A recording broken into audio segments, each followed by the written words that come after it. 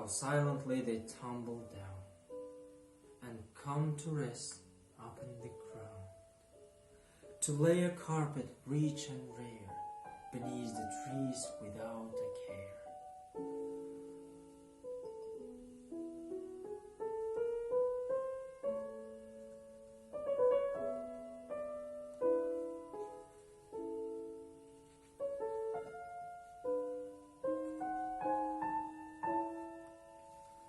Content to sleep, their work well done, colors gleaming in the sun.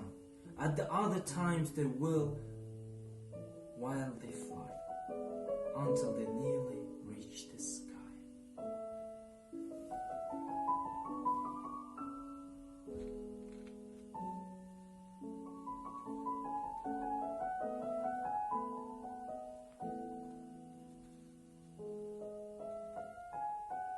Twisting, turning through the air, till all the trees stand stark and bare, exhausted, drop to earth below, to wait like children for the snow.